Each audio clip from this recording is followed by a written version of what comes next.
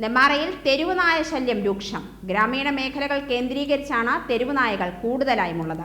ആളുകൾക്ക് നായ്ക്കളുടെ കടിയേൽക്കുന്ന സംഭവങ്ങളും നായ കുറുകച്ചാടിയുള്ള വാഹന അപകടങ്ങളും നിത്യസംഭവമാകുന്നു.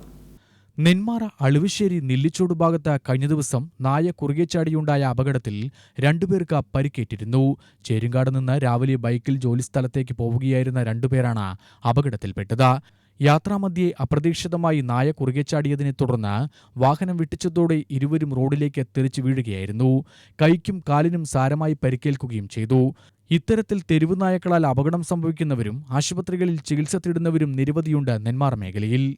നഗര ഗ്രാമവ്യത്യാസമില്ലാതെ തെരുവുനായ്ക്കൾ വിഹരിക്കുന്നുണ്ടെങ്കിലും ഗ്രാമീണ മേഖലകളിലാണ് ഇവ കൂടുതലായുള്ളത്. പൊതുവഴികളിലെല്ലാം ശല്യക്കാരായ നായക്കളെക്കൊണ്ട് ജനം പൊറുതിമുട്ടിയിരിക്കുകയാണ്. രാവും പകലും നിരത്തുകളിൽ വിലസുന്ന തെരുവുനായക്കളെ പേടിച്ചാണ് കാൽനട യാത്രക്കാരും വാഹനയാത്രക്കാരും യാത്ര ചെയ്യുന്നത്. വാഹനത്തിന് കുറുകെ ചാടുന്ന നായ്ക്കളിൽ നിന്ന് തലനാരിഴയ്ക്കാണ് പല ജീവനുകളും രക്ഷപ്പെടുന്നത്. ബസ് കാത്തിരിപ്പ് കേന്ദ്രങ്ങൾ, പൊതുശൗചാലയ പരിസരങ്ങൾ, വ്യാപാര സ്ഥാപനങ്ങളുടെ പരിസരങ്ങൾ തുടങ്ങി എല്ലായിടത്തും തെരുവുനായ്ക്കൾ തമ്പടിച്ചിരിക്കുകയാണ്.